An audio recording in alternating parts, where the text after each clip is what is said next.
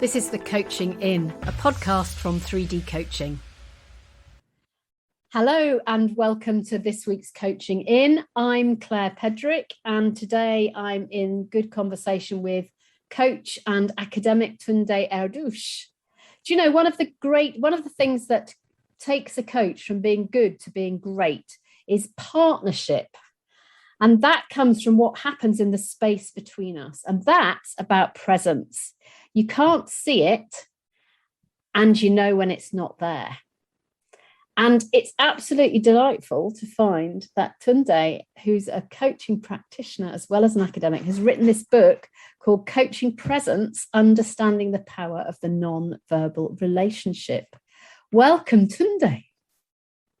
Thank you, Claire. Thank you so much for inviting me to dialogue with you about the relational element of presence, relationship.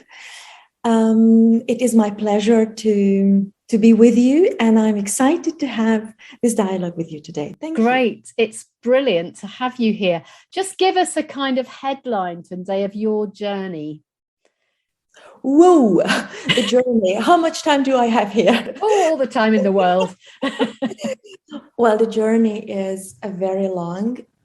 It's actually a journey of ups and downs. Is a relational journey of many elements, like in relationship with a lot of people, a lot of systems, culture. So it's not a journey that is linear. It is, if I may say, even a struggle, and I'm okay with calling it a struggle. And but I will start at the end, okay? So currently I am a coach supervisor at the UN in Vienna, supervising 40 coaches worldwide, but based in Vienna. I am a full-time executive coach as well, working for international companies, which implies that my heart is beating for coaching beyond the individual and weaving in cultural elements and systemic elements also, but mostly inviting the clients to think collaboratively. So not just how they are embedded in their systems, but how they are in relationship with each other and are meaning making of their own world in a more complex way. Yeah. So that's what I am doing right now, and it's a calling. So I really love doing this job. And becoming an academic and doing research actually also was sparked by a critical moment in my life. Actually, it was around 2016, end of 2016, when I thought I was good and great and brilliant and all. Because, like I've had all the accreditations in the world and I was the best. I mean, I didn't believe that I was the best, but it felt like, oh, I know it all. Yeah.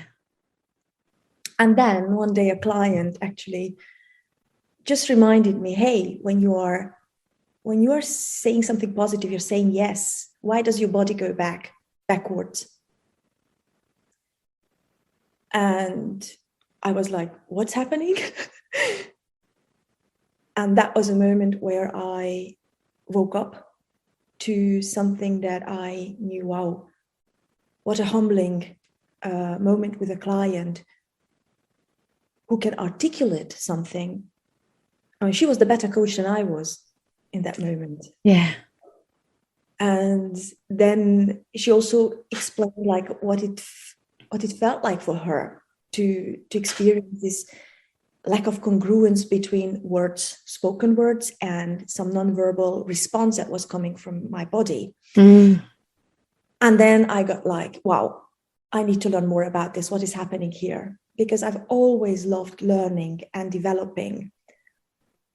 And owing to this client's wisdom and the skill to notice, I am fortunate enough to today to yeah, to be able to be an academic, actually, because it's owing to her. If she hadn't been this poignant, I would not be sitting here with you today, because I would still believe that I'm the best and the greatest.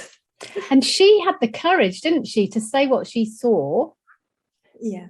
And she had the courage to say it to you. What a gift. What a gift, right? Yes. And you had the courage to receive it. Oh, yeah. Well, it was courage and also curiosity, because and also fear. I must tell you honestly, it was like, what's happening? Because she was meaning to withdraw from coaching. Right.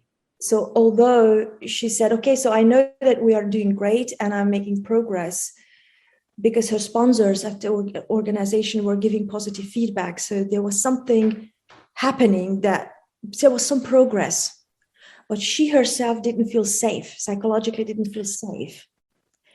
And she was saying, well, I don't trust this. So something stirred her up.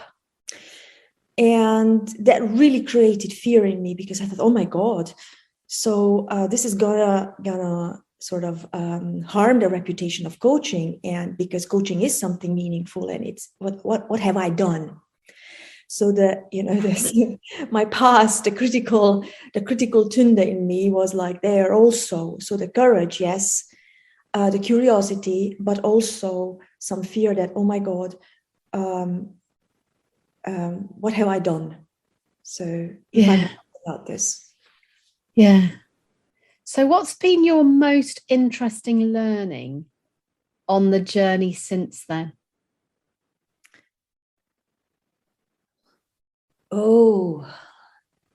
I'm not sure there is one most interesting. Like how, for me, it is, this experience has humbled me greatly. And since then, I no longer believe I'm the best and the greatest and whatever. So this is done. So the story is done. And the most humbling. So one of the humbling elements, so yeah, it is humbling, and I'm very grateful for this. So I think this capacity to be grateful and to be open to clients and see like how we can learn from clients. There's always so much learning from them that no accreditation or research can actually procure me with. Yeah. And to be open to this and receiving and well, I mean, it's very easy to say to be present to this, because I can't hear that anymore, because it's kind of like, what is it? And when I keep asking the people, so when they're saying, well, I'm so present, I used to say that. So I know that being present is so complex. And then, oh, I know I'm present. You're not.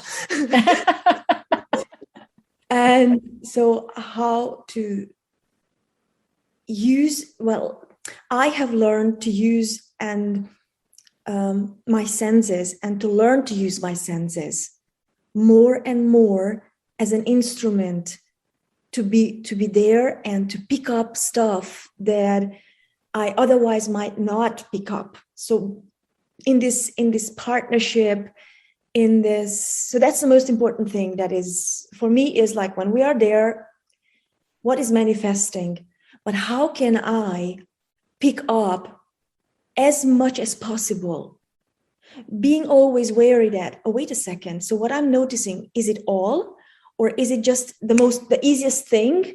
What is beyond? What else could I notice, but I'm not?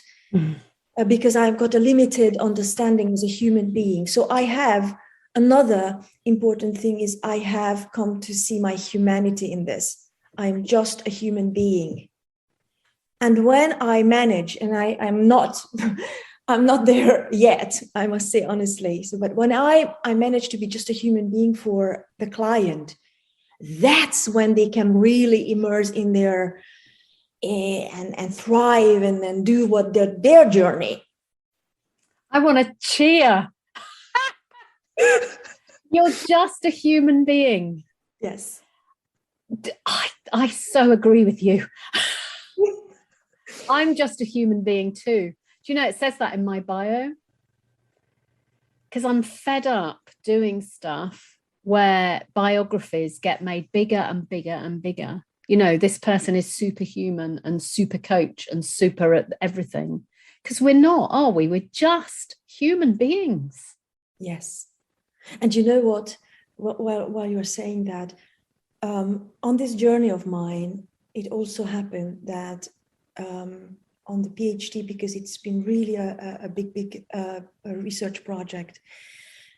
My husband, of course, he felt like excluded a lot, because like every other week I went to a conference to present, create awareness for the topic. And so I was not around. And he decided, okay, so I've had enough of this. Tünde, you are kind of like, you are so engrossed by your calling and this profession, and who am I in your life now? So he decided to leave me. And he left. And in this moment of vulnerability, some of my clients back then, they learned about it. So they knew I shared that with them, because I couldn't hide it. I was not on the top of myself. How could I? So I was very honest in sessions, and I said, okay, so I might not feel on top of myself, and I just brought in my situation, my system, and then I left it to them to decide, okay, if they wanted to take the session or not, or if they wanted to just take a new appointment or continue with me at a later point in time. And what I learned again from clients is they were so grateful to hear this. They said, Tünde, I'm so happy that you're telling us this. Yeah. And I said, well, so what is great about this? Because we can see you not on a pedestal, almost afraid that, oh, she's there, we will never reach that stage and that. So it actually helped them. It inhaled some hope in them and inspire them. Oh, wow. So she's a human. She's struggling too. So it's not a matter of not encountering problems in life, but rather it's about like, how am I coping with those things that present themselves? So that was also so revealing to me, like how clients want us as human beings. Thank you so much for your honesty, Tünde. I'm so loving this.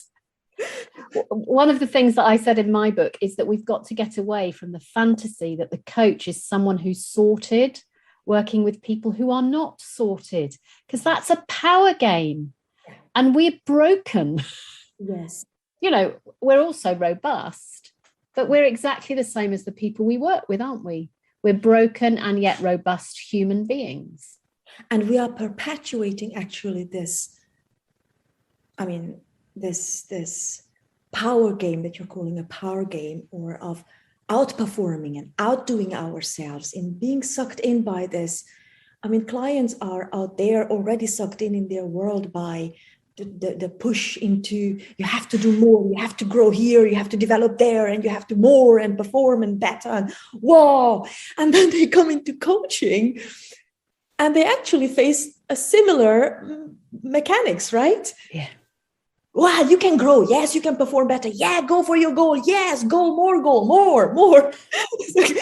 Let me just bring in some academic here, like a Danish scholar whose name is Sven Dinkman, who said those coaches who are perpetuating this ill-conceived concept of outperformance and running for goals, they should be sacked.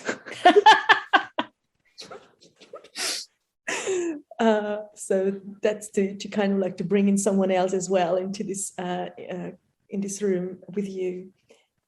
So there are more and more people calling for, hey, wait a second, how do we need to kind of step back and silence this drive, or this, I might call it a drive, probably it's even worse, I don't know, but to get down and create a different space for clients that will allow them to experience themselves as they want to and need to.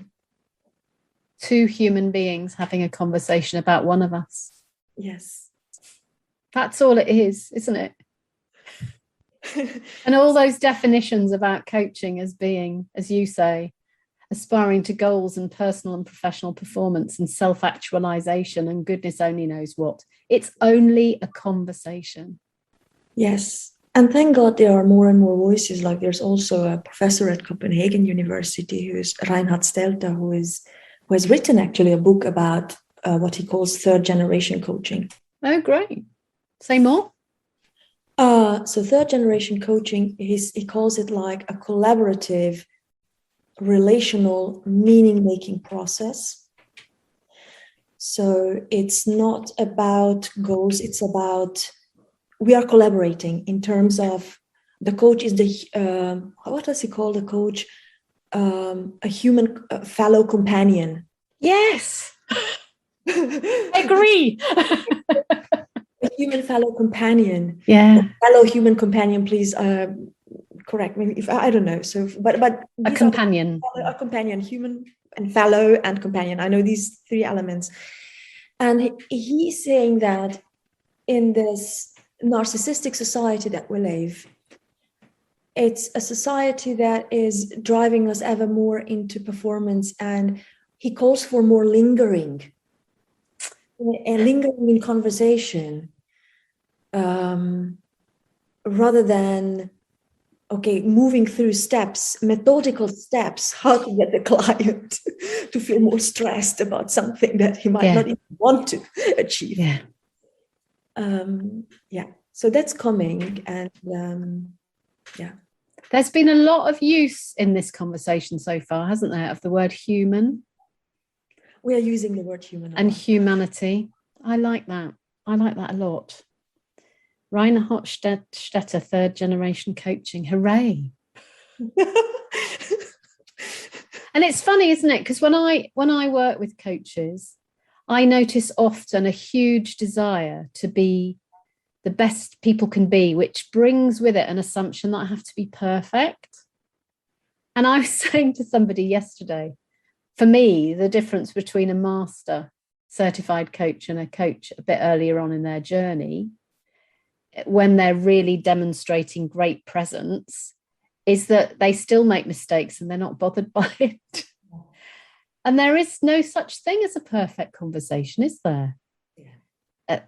And we have to take the risk, I think, of saying some things that may not be useful or serve the other person, or to have things come out that aren't quite right or perfect, and that's okay. And if like that inspires me to bring in a piece of finding, if you like, about the research that I've done. Please. We were analyzing presence through energy in the room between the two people, like the coach and the client. And so we really, the spontaneous responsiveness, the nonverbal, through the movements only. So we do not know what were the coaching issues that the clients had brought into the coaching room. We do not know what they were really talking about or not talking about. We invited the coaches to use cameras without audio, so just a video. And then we were analyzing with a software that has been used in psychotherapy already and has been validated to evaluate what is called motion energy. So the energy that manifests between two people just by their spontaneous, so it's not premeditated movement, but really like, because the coaches or the clients, they did not know what the research was about. They just knew this is about presence. Okay. But they did not know what we were really analyzing, so they could not manipulate it in any way. So just how, when they are responding to each other, non-verbally through their movements, whole body movements, what can we see? What is happening? And then I was having interviews with the coaches to have their stories about how they would like evaluate, let's call it evaluate the progress, their own sessions. And also we asked the clients how they were feeling in each session. And we did that for 10 sessions. So it was a process research. Yeah. And in what was very interesting is that while the video analysis showed real incongruence between coach and client, so a mismatch of energies, the coach would say that, oh, it felt perfect to me. I think I was present, and I think it was a perfect coach-client relationship. And when we looked deeper, like into this, wow, how come that the analysis shows this and your perception is this? What we found that this precise perception of the coach that, oh, the coach going into the session and being happy and taking it for granted, how well everything is working, and already judging it for perfect, how that actually impacted the client's progress and they're feeling safe or not. So the clients are not stupid. Exactly. Pick up miraculously, and we don't know. So it's so fascinating. Although it's running well, and the coach is saying, yes, super, and then the coaches were trying to defend their progress, their process. And he said, yeah, but afterwards the coach said that it was a great coaching. And I said, yeah. Because they wanted to please you, because all is so perfect. And probably they had brought their pleasing patterns and that's why you believe that it had run so well. Had you had looked into this, if you had been a bit more curious about this perfect setting, probably you have found out what the client's issues really might have been. But taking things for granted, for example, or feeling so perfect is exactly not being present to noticing what might be relevant. Yeah, because what you're doing is you're making meaning of something that you're helping me to make meaning for something I've been thinking about for quite a long time, which is most of the professional bodies assess great coaching by the quality of what the coach does. But you're gonna we had Helene Saylor on the podcast a few months ago around her book about feedback in coaching, and you're going to meet her, aren't you, Tünde? Yes. But she says it's about the impact it has on the client, or as I would call it, the thinker. But one of the things that I really notice is how much the learning changes when instead of observing the coach coaching, you observe the client or the thinker thinking, processing, being. Yes. And in fact, we've changed the way we do all of our development with people, and say to them, don't watch the coach, because that's not the bit where you're going to do your best learning. The best learning comes from watching the person who's thinking, and that's where you get your timing from. And I think would you agree that presence and timing are very connected? Very connected, because it is a dance, a relational dance. And if you don't have the right timing to follow someone or allow the other person to follow you, it is a dance. And what we found in the research, when we're talking about dance, presence is not about the coach. And this actually highlights, and I'm very happy that you're bringing this up, because I went into the research with the idea of we are analyzing the coach, and we will then see like presence. Interesting. Honestly, and then we saw the data, and I was crushed, because I can't make any meaning of this data. I was really crushed, because we had 184 coach-client pairs. And I was feeling so bad, because so many people had been committed to this, and they believe in this research. And they're like, and I can't make meaning of my own data. And then I thought, wait a second, we are not looking at the data, what the data is producing. I am already also coming in with my own preconceived idea how the data should be. It's a similar thing as in coaching. Yeah. We come in with how I'm supposed to look at something. The way you had described what is the process that you're looking at? And I thought, okay, so no. I'm having a preconceived idea, a judgment here. Okay, how else could we take a look at the data? And then what we found is that the client is actually shaping very much and influencing how the coach is showing up. Are we aware of this as coaches? We believe that we are not, we are detached. No, we are not. And it's not possible, and it's not desirable, and it's not welcome, and it's not valuable, it's not helpful. Because if we were that detached, we'd be a bot, wouldn't we? Ping. And it's like, it's this element also that confirms how important humanity is, and the human aspect of being with the client, a companion, because they are, the client was reporting this after each session, and the motion analyst data was showing it. No matter what the coaches were then reporting, what the client reported and what the analysis showed, they were congruent. And then the coaches had their own ideas about what should be and how should be. So what this research for me brings to light is this relational element of presence. It's not, sorry, probably this is I will just switch it off, sorry.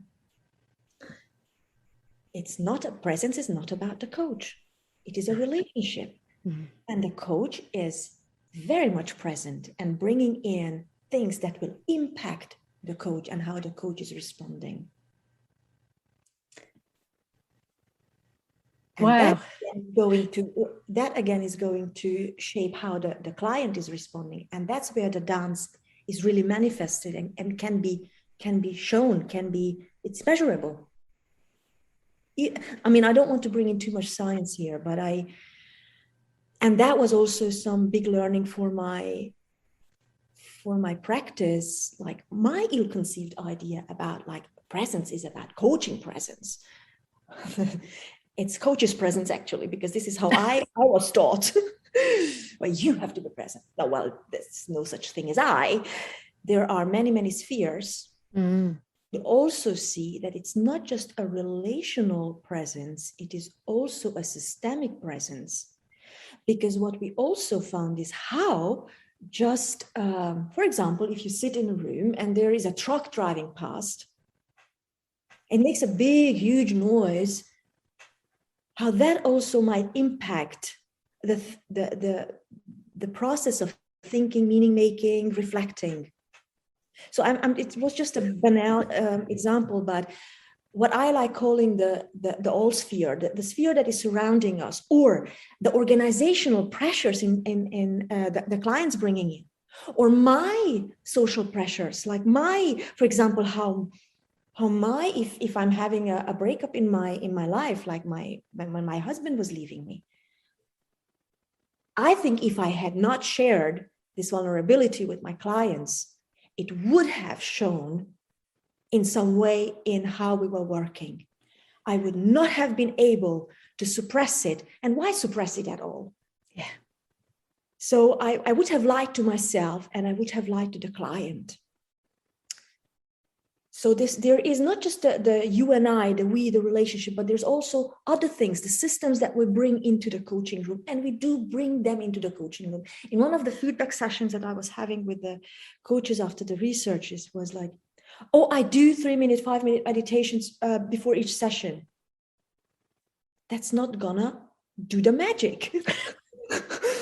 And then it was the coaches were really like they were also shocked, because they said, but I do my meditation before each session, but still the data showed that they could not be really present.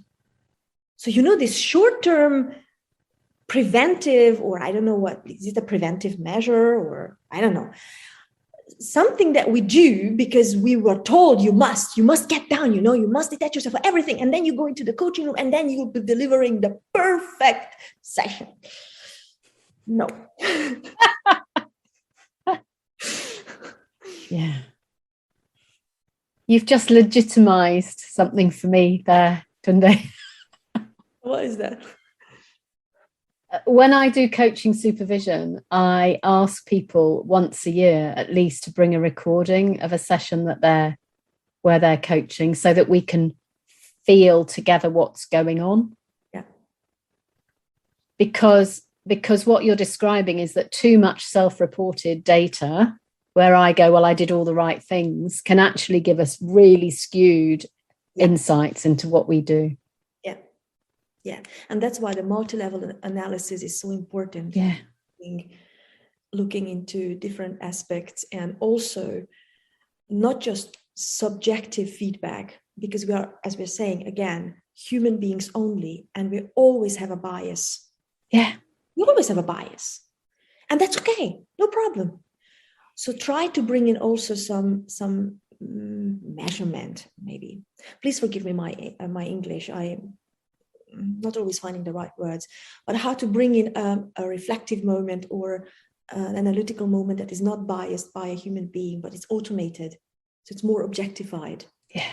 So the combination of all, and thinking out of the box. So always being curious. So how else can I see this? The way it happened to me. I had this beautiful, massive data, and it was like, that's not what I wanted to find.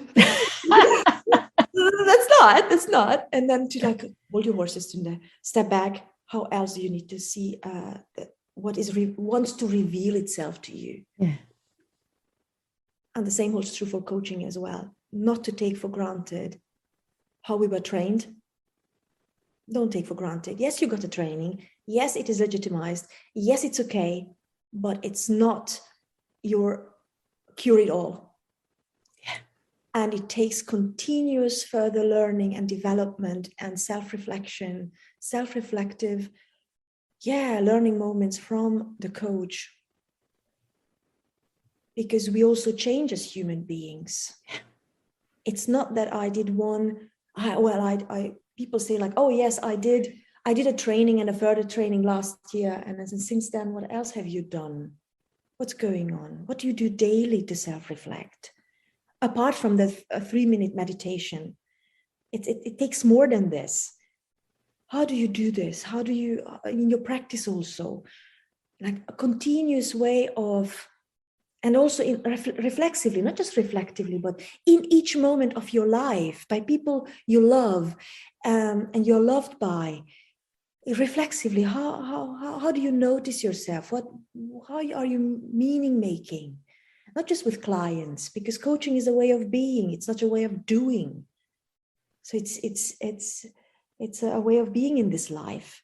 And not just like when I'm in my coaching sessions, I'm a coach and otherwise I'm not. I'm who then? Yeah. So this continuous, because we change as human beings. And what I want to say by that is that every month I'm noticing how my identity is being reshaped and recarved, and because things happen to us. And all these things that happen around us and in us evolve our identity. So it naturally takes constant curiosity around who am I now and who am I now? So constantly, rather than say, I know who I am. Yeah. Because we're all on a journey. Yes, and that's the journey. So it's exactly. So, yeah. I'm not somebody who's arrived. Working with somebody who's on a journey. We're all on a journey. Yeah, all. And it's and that's a beauty for me personally. That's the beauty of not getting there, not being there yet. Because and what will I do then when I'm there? So what? Yeah. And then what? There's an English proverb, I think or maybe it's a line in poetry that says, it is better to travel hopefully than to arrive. Yes. Hopelessly. I think that's called poetic license. Yeah. Beautiful. So as we come towards the end of our conversation today, what's a lot of things to kind of ponder about for people? If you could offer one thing for people who are coaching to kind of hold and think about or experience, what would that be?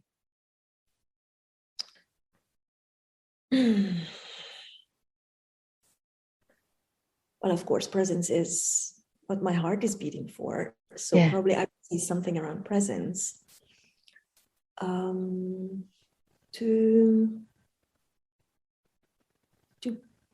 To be curious that presence is more complex than we might believe that it is. We don't even know really what it is. And the research that I have done is actually the first real longitudinal research that is generalizable, that exists. So we are at the cusp of understanding. So it's the first step. It's a drop of water on the hot stone.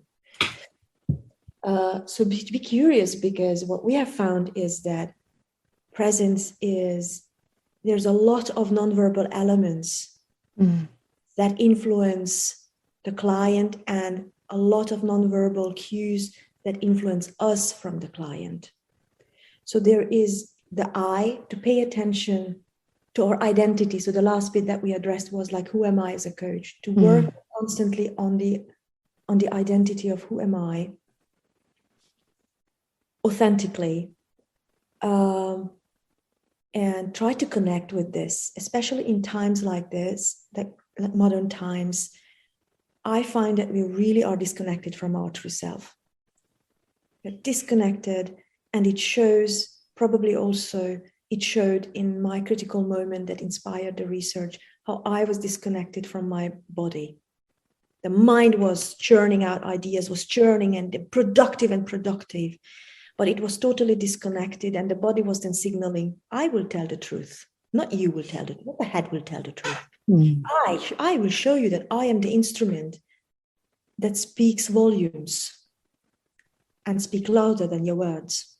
So pay more attention to your embodied self, because the body is the most reliable instrument that will tell us every single moment how we are doing and how the client is doing.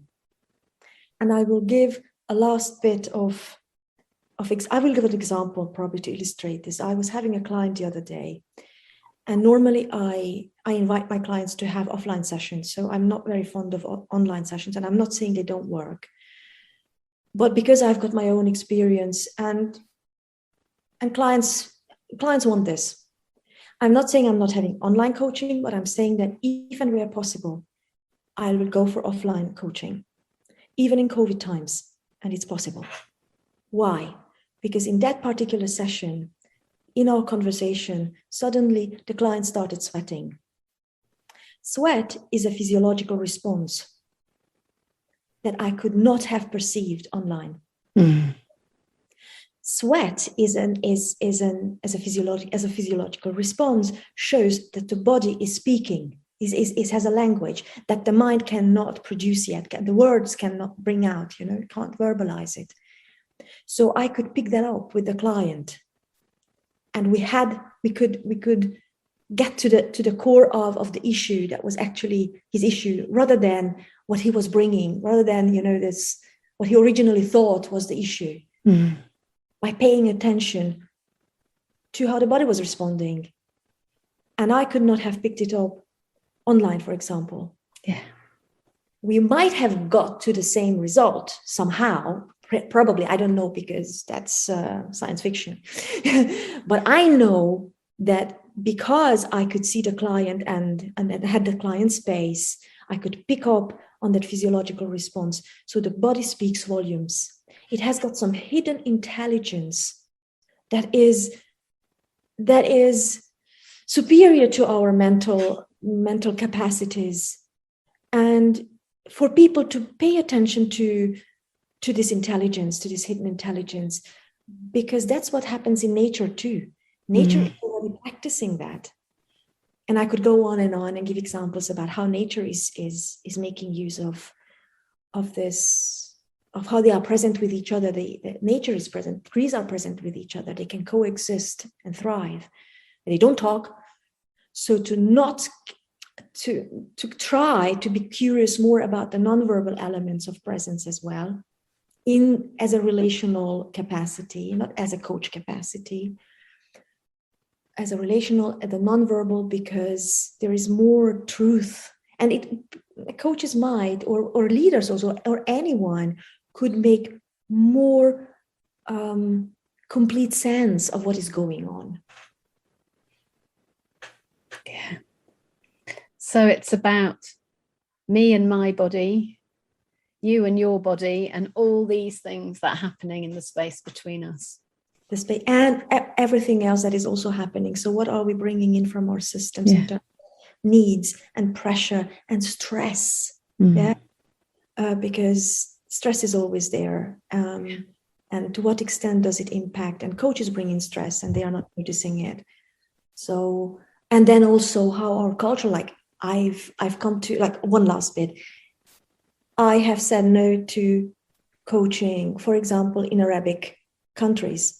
I was invited to coach in Arabic countries, and I learned to say no to this because I understood I have no idea, no real deep conceiving and understanding of how they work, what is important to them. So first I need to do the work of understanding the culture as best as I can before I embark and say, yeah, hooray, hooray, I have a contract, blah, blah. I mean, learn to say no, be honest.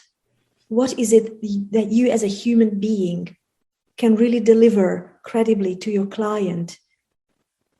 Because cultural elements also play a big role. And if you're not culture savvy, you might harm clients and you might harm the profession of coaching. Be wise and be human is what you're saying, isn't it? Oh, thank you. Thank you, Tünde, so much. Thank you. You've invited me to have this beautiful dialogue. I love the way you have led me through this, the meaning, because I didn't know what was expecting me here and what I could expect to receive here. Claire, thank you so much for this heartwarming dialogue with you. Which is co-created by two human beings, right? So thank you, Tünde. So I'm Claire Pedrick and I've been in the company of Tünde Erdös from Vienna. Bye-bye, everybody. Thanks, Tünde. Thank you very much. If you've enjoyed what you've heard today, please share the podcast with a friend who might also be interested. And if you'd like to become one of our regulars at the Coaching Inn, you can subscribe at Podbean or on iTunes. We look forward to meeting you on the next podcast. You've been listening to the Coaching Inn. Find out more about us at www.3dcoaching.com.